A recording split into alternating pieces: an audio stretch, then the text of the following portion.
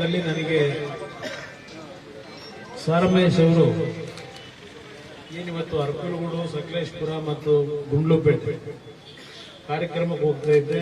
ಇದರ ಮಧ್ಯದಲ್ಲಿ ಇದು ಕೊನೆಯ ಒಂದು ವಾರವೋ 10 ದಿವಸ ನಮ್ಮ ಈಗಿನ ಹಾಲು ನಿರ್ದೇಶಕರುಗಳೇನಿದ್ದಾರೆ ಈ ಕಾರ್ಯಕ್ರಮದಲ್ಲಿ ಕೊನೆಯ ಒಂದು ಹಂತದಲ್ಲಿದ್ದಾರೆ. ಈಗ ಒಂದು ಅವಧಿ ಮುಗಿತಕ್ಕಂಥದ್ದು. ಅದಕ್ಕಿಂತ ಮುಂಚೆ ನೀವು ಬಂದು ಒಂದು ಉದ್ಘಾಟನಾ ಕಾರ್ಯಕ್ರಮದಲ್ಲಿ ಭಾಗವಹಿಸಬೇಕು ಅಂತ ಹೇಳಿ ಅವ್ರಿಗೇನೋ ನನಗೆ ಆಹ್ವಾನ ನೀಡಿದ್ರು. ಅದರ ಹಿನ್ನೆಲೆಯಲ್ಲಿ ಸಾರಮಹೇಶ್ ಅವರ ಒತ್ತಡದ ಮೇಲೆ ಬರಬೇಕಾಯ್ತು. ಅವ್ರ ಮೇಲೆ ಇಟ್ಟಿರ್ತಕ್ಕಂಥ ಒತ್ತಡ ಅನ್ನೋದಕ್ಕಿಂತ ಇಟ್ಟಿರ್ತಕ್ಕಂಥ ಪ್ರೀತಿ ಮೇಲೆ ರಾಜಕೀಯ ಮಾತಾಡೋದು ಬೇಡ ಅನಿಸ್ತದ ನನಗೆ. ಆದ್ರೆ ಒಂದು ನಮ್ಮ ಬಹಳ ಜನ ಹಿರಿಯರಿದ್ದೀರಿ,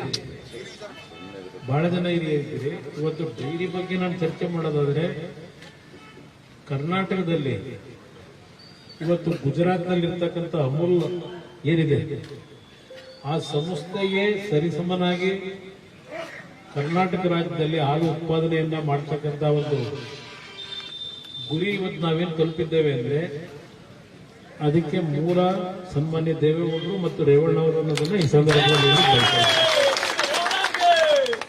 ಅವರು ಹಿಂದೆ 1990-92ರಲ್ಲಿ 30 ವರ್ಷಗಳ ಹಿಂದೆ ನಮ್ಮ ರಾಜ್ಯದ ಹಾಲು ಉತ್ಪಾದಕರ ಅಧ್ಯಕ್ಷರಾಗಿ ಏನು ಆಯ್ಕೆಯಾದರು.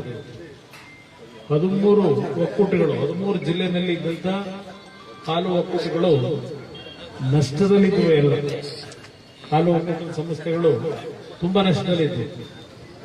ಅದು ಎಲ್ಲದಕ್ಕೂ ಆರ್ಥಿಕ ಶಕ್ತಿಯನ್ನು ತುಂಬತಕ್ಕಂಥ ಕೆಲಸದಲ್ಲಿ ರೇವಣ್ಣವ್ರ ಕೊಡುಗೆ ಅಪಾರ ಇದೆ. ಈಗೆಲ್ಲ ಬರ್ತಾರೆ, ಮಾತನಾಡ್ತಾರೆ.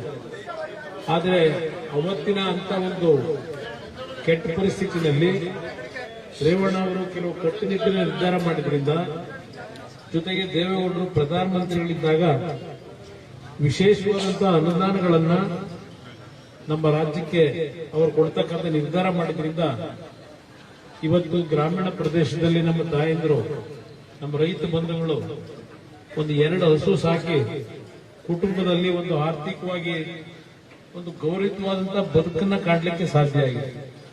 ಇವತ್ತು ಭೂಮಿನಲ್ಲಿ ಬೆಳೆಯತಕ್ಕಂಥ ಬೆಳೆಯನ್ನು ನಂಬಿ ನಾವು ಬದುಕಲಿಕ್ಕೆ ಸಾಧ್ಯ ಆಗದೆ ಇರತಕ್ಕಂಥ ಪರಿಸ್ಥಿತಿಗಳು ನೋಡ್ತಾ ಇದ್ದೇವೆ.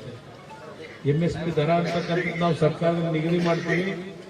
ಆದ್ರೆ ಖರೀದಿ ಕೇಂದ್ರಗಳನ್ನ ಸೂಕ್ತವಾದ ಸಂದರ್ಭದಲ್ಲಿ ಪ್ರಾರಂಭ ಮಾಡದೆ ಮಧ್ಯವರ್ತಿಗಳು, ಅದರಲ್ಲೂ ರೈತರಿಗೆ ಅನ್ಯಾಯ ಮಾಡತಕ್ಕಂಥದ್ದು ನಾನು ಹಲವಾರು ವಿಷಯಗಳನ್ನು ಗಮನಿಸಿದ್ದೇನೆ. ಇವತ್ತಿನ ಈ ಒಂದು ಕಾರ್ಯಕ್ರಮದಲ್ಲಿ ಇವತ್ತು ರಾಜ್ಯದಲ್ಲಿ ಯಾವ ರೀತಿ ನಡೀತಾ ಇದೆ ಪರಿಸ್ಥಿತಿಗಳು ನೋಡ್ತಾ ಇದ್ದೀವಿ. ಒಂದ್ ಕಡೆ ನಿರುದ್ಯೋಗದ ಸಮಸ್ಯೆಗಳು, ಯುವಕರಿಗೆ ಉದ್ಯೋಗ ಇಲ್ಲ. ಸರ್ಕಾರ ಯುವನಿಧಿ ಕಾರ್ಯಕ್ರಮ ಕೊಡ್ತಿದೀವಿ ಅಂತಾರೆ. ಯಾರಿಗೆ ಕೊಟ್ಟಿದ್ದಾರೋ ದುಡ್ಡನ್ನ ಗೊತ್ತಿಲ್ಲ. ಎಷ್ಟು ಜನ ಕೊಟ್ಟಿದ್ದಾರೋ ಅಂತಕ್ಕಂಥ ಮಾಹಿತಿಗಳು ಇಲ್ಲ. ಈಗಾಗಲೇ ನೋಡಿದೀನಿ, ಧಾರವಾಡದಲ್ಲಿ ಕಳೆದ 2-3 ದಿನದಲ್ಲಿ ಸಾವಿರಾರು ಯುವಕರು ವಿಧಾನಸೌಧಕ್ಕೆ ಮುಖ್ಯ ಆಗ್ತಕ್ಕಂಥ ಕೆಲಸ ಮಾಡ್ತೀವಿ ಅಂತ ಹೇಳಿದ್ದಾರೆ. ಸರ್ಕಾರದಲ್ಲಿ ಸುಮಾರು 2.5 ಲಕ್ಷ ಉದ್ಯೋಗ ಖಾಲಿ ಇಟ್ಕೊಂಡಿದ್ದಾರೆ. ನಮ್ಮ ಶಿಕ್ಷಣ ಇಲಾಖೆ ಒಂದರಲ್ಲೇ ಸುಮಾರು 76,000 ಉದ್ಯೋಗ ಖಾಲಿ ಇದೆ. ಟೀಚರ್ಗಳನ್ನು ಆಯ್ಕೆ ಮಾಡಬೇಕಾಗಿದೆ. 2006-07 ನಾನು ಆಕಸ್ಮಿಕವಾಗಿ ಮುಖ್ಯಮಂತ್ರಿ ಆದಾಗ ಸುಮಾರು 56,000 ಟೀಚರ್ಗಳನ್ನ, ಲೆಕ್ಚರ್ಗಳನ್ನ ನೇಮಕ ಮಾಡತಕ್ಕಂಥದ್ದು ನಾನು ಸ್ಮರಿಸ್ಕೊತೀನಿ. ಆ ಸಂದರ್ಭದಲ್ಲಿ ಏನು ಒಂದು ನಾವು ಹೊಸದಾಗಿ first grade college, junior college, ಹೈಸ್ಕೂಲ್ಗಳ ಪ್ರಾರಂಭ ಮಾಡೋದು 56,000 ಜನಕ್ಕೆ ಉದ್ಯೋಗ ಕೊಟ್ಟು ಹೆಣ್ಮಕ್ಳು 50% ತಗೊಂಡು, ಅದಾದ ನಂತರ ಅಂತ ದೊಡ್ಡ ಮಟ್ಟದಲ್ಲಿ ರಾಜ್ಯದಲ್ಲಿ 2006 ನಂತರ ನಾವು ಉದ್ಯೋಗವನ್ನು ಕೊಡ್ತಕ್ಕಂಥದ್ರಲ್ಲಿ ಹಿಂದೆ ಉಳಿದಿದ್ದೇವೆ.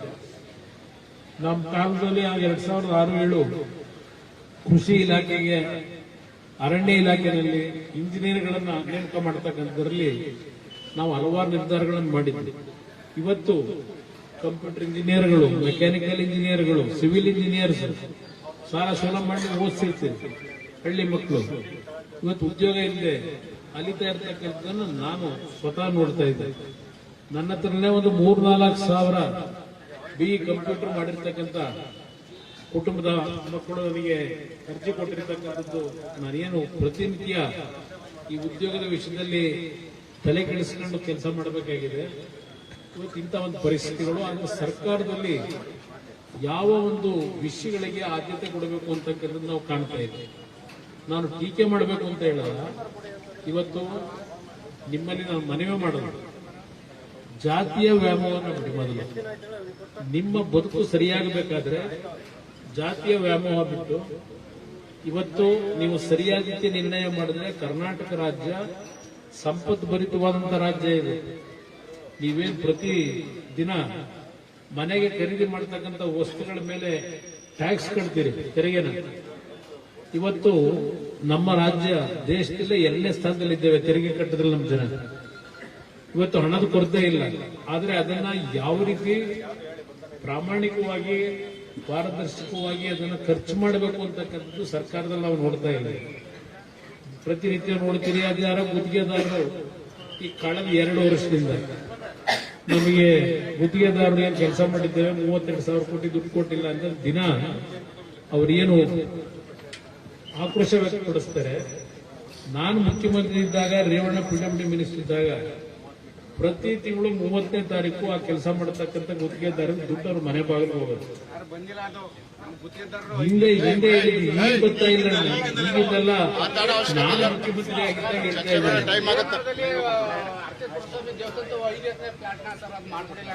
ಭೂಸ್ವಾಧೀನ ಅಲ್ಲಿ ಲೋಕಲ್ ಮಾಡಬೇಕಾದ್ರೆ. ಅದರಿಂದ ಇವತ್ತು ಎಲ್ಲಾ ವಿಷಯದಲ್ಲೂ ಒಂದು ರೀತಿ ಸರ್ಕಾರ ಜನಗಳಿಗೆ ಗೌರವಯುತವಾಗಿ ಅವರ ಭಾವನೆಗಳಿಗೆ ಸ್ಪಂದಿಸ್ತಾ ಇಲ್ಲ. ನಾನು ಯಾರನ್ನೂ ಟೀಕೆ ಮಾಡ್ಲಿಕ್ಕೆ ಹೋಗಲ್ಲ, ಆದರೆ ನಾನು ನಿಮ್ಮಲ್ಲಿ ಮನವಿ ಮಾಡೋದು, ನಿಮ್ಮ ಬದುಕು ಸರಿಯಾಗಬೇಕಾದ್ರೆ ಹಳ್ಳಿಗಳಲ್ಲಿ ಇರ್ತಕ್ಕಂಥ ಸಮಸ್ಯೆಗಳಿಗೆ ಪರಿಹಾರ ದೊರಕಬೇಕಾದ್ರೆ ಸಾರಮ್ಮ ಯಶವಂತ ವ್ಯಕ್ತಿನ ನೀವು ಸೋಲಿಸುವ ಸಾಯಿಗ್ರಾಮದಲ್ಲಿ, ಸಾಯಿಗ್ರಾಮ KR ನಗರದಲ್ಲಿ ಎಲ್ಲಾದ್ರೂ ಉಂಟ ಯೋಚನೆ ಮಾಡಿದ್ದೀವಿ. ನಾನು ಎಲ್ಲಾ ಸಮಾಜದವ್ರಿಗೆ ಹೇಳ್ತೀನಿ, ನನ್ನ ಜಾತಿ ಇಲ್ಲ, ನನಗೆ ನನ್ನ ಒಕ್ಕಲಿಗರು ನೀವು ಬೆಳೆಸಿರಬಹುದು, ದೇವರುಗಳನ್ನು ಬೆಳೆಸಿರಬಹುದು, ಆದರೆ ನಾವು ಎಂದೂ ಸಹ ಜಾತಿಯ ಹೆಸರಿನಲ್ಲಿ ಯಾವುದೇ ಸಣ್ಣ ಪುಟ್ಟ ಜಾತಿಗಳಿಗೂ ಅನ್ಯಾಯ ಮಾಡಿಲ್ಲ, ಎಲ್ಲರನ್ನೂ ಗೌರವಿಸಬೇಕು ಕಂಡಿದ್ದೀವಿ. ಅದರಿಂದ ನಾನು ನಿಮ್ಗೆ ಹೇಳ್ತಕ್ಕಂಥದ್ದು, ಇವತ್ತು ನಮಗೆ ಬೇಕಾಗಿರತಕ್ಕಂಥದ್ದು, ಇಲ್ಲಿ ನಮ್ಮ ದಲಿತ ಸಮಾಜದ ಅಶ್ವಿನ್ ಟಿ ನರಸೀಪುರದಲ್ಲಿ ಶಾಸಕರಾಗಿದ್ರು, ಸಲ ಸೋಲಿಸೋದು.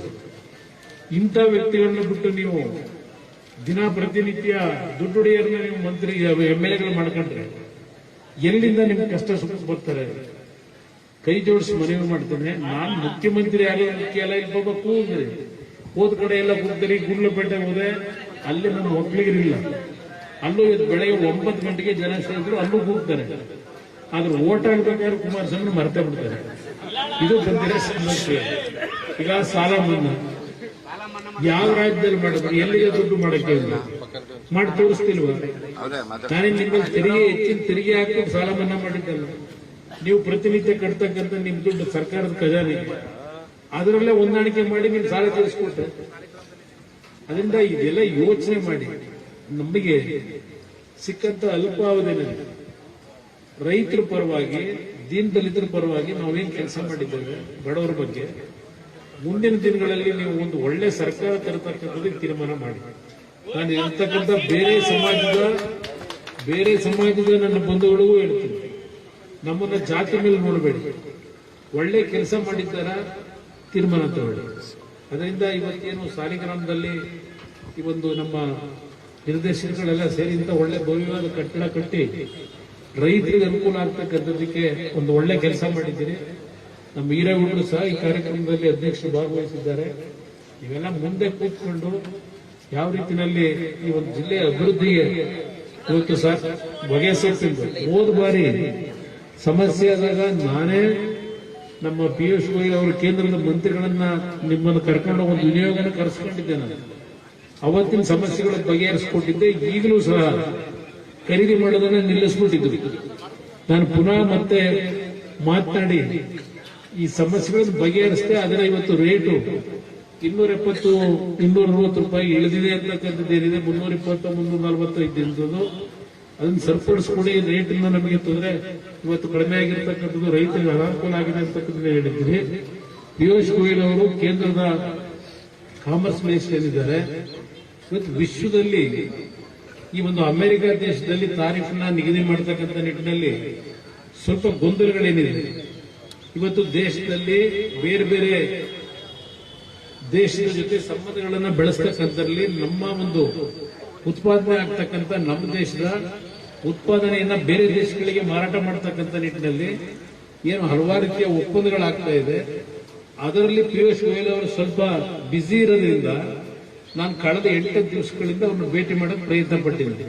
ನನಗೆ ಗೊತ್ತಿದೆ ಇವತ್ತು ನಮ್ಮ ರೈತರು ಯಾವೊಂದು ನೋವಿನಲ್ಲಿದ್ದೀರಿ, ಬೆಲೆ ಇಳಿಕೆ ಆಗಿದೆ ಅಂತೇಳಿ ಸರಿಪಡಿಸ್ಕೊಡ್ಬೇಕು ಅಂತೇಳಿ ಪ್ರಯತ್ನ ಏನ್ ಪಡ್ತಾ ಇದ್ದೇನೆ. ಇನ್ನೊಂದು 1ನೇ ತಾರೀಕು ನಾನು ಡೆಲ್ಲಿಗೆ ಹೋಗ್ತಾ ಇದ್ದೀನಿ. ಆ ಸಂದರ್ಭದಲ್ಲಿ ಚರ್ಚೆ ಮಾಡಿ ಇವತ್ತು ರೈತರಿಗಾಗಿರ್ತಕ್ಕಂಥ ಈ ಬೆಲೆ ನಷ್ಟದ ಬಗ್ಗೆ ಚರ್ಚೆ ಮಾಡಿ ಸರಿಪಡಿಸ್ಕೊಡ್ಲಿಕ್ಕೆ ಪ್ರಾಮಾಣಿಕವಾಗಿ ನಿಮ್ಮಿದ್ದ ಇದ್ದೇನೆ. ಯಾಕೆಂದ್ರೆ ಹೊಗೆ ಸೊಪ್ಪನ್ನ ಬೆಳೀತಕ್ಕಂಥ ನಮ್ಮ ರೈತರ ಪರವಾಗಿ ಯಾರಾದರೂ ಕಳೆದ 30-40 ವರ್ಷದಿಂದ ಧ್ವನಿ ಎತ್ತಿ ನಿಮ್ ಪರವಾಗಿ ನಿಂತಿದ್ದು ಸನ್ಮಾನ್ಯ ದೇವೇಗೌಡರು ಒಬ್ಬರೇ, ಇನ್ಯಾರು ಇಲ್ಲ.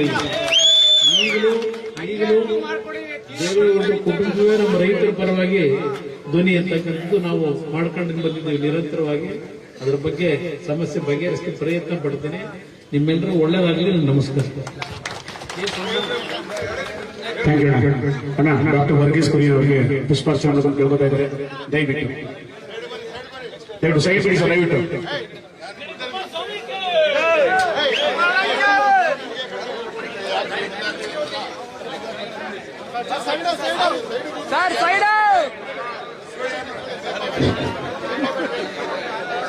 ಈ ದಿನ ಈ ಕಾರ್ಯಕ್ರಮದ ಕೇಂದ್ರ ಬಿಂದುವಾಗಿರ್ತಕ್ಕಂಥ ನಮ್ಮ ರಾಜ್ಯ ಕಂಡ ಮಣ್ಣಿನ ಮಗ ಎಚ್.ಡಿ. ದೇವೇಗೌಡ ಸಾಹೇಬ್ರವರ ಮಗ ಸುಪುತ್ರರಾದಂಥ ಎಚ್.ಡಿ. ಕುಮಾರಸ್ವಾಮಿ ಸಾಹೇಬ್ರವರು ಈಗ ವರ್ಗೀಸ್ರವರಿಗೆ ಪುಷ್ಪಾರ್ಚನೆ ಮಾಡುವ ಮೂಲಕ ಈ ಕಾರ್ಯಕ್ರಮನ ತುಂಬಾ ಚೆನ್ನಾಗಿ ಯಶಸ್ವಿಯಾಗ್ತಾ ಇದ್ದಾರೆ.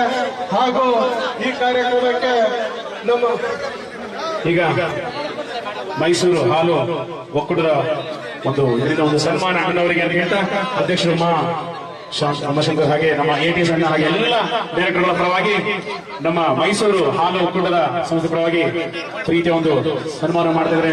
ಚಪ್ಪಾಳೆ ಮಾಡುವಳೆ ಅಣ್ಣವರಿಗೆ ಅಂತ ಹೇಳ್ತಾ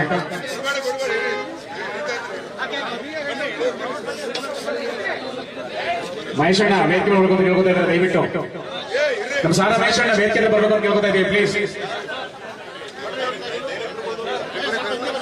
ನಮ್ಮ ಸ್ವಲ್ಪ ಜಾಗ ವ್ಯವಸ್ಥೆ ಮಾಡಿ. ಅಲ್ಲಿ ಸೌಟಿಗೆ ಸ್ವಲ್ಪ ದೂರ ಹೋಗಿ ಸರ್ ಪ್ಲೀಸ್. ಹಾಗೆ ನಮ್ಮ ಸಾರ ಮಹೇಶಣ್ಣ ವೇದಿಕೆ ನೋಡ್ಕೊಂಡು ಕೇಳ್ಕೊತೀವಿ. ಅಣ್ಣ ಕಳೆದ ಚುನಾವಣೆಯಲ್ಲಿ ಮಾಡಿದ ತಪ್ಪನ್ನ ಚೆನ್ನಾಗಿ ಸರಿ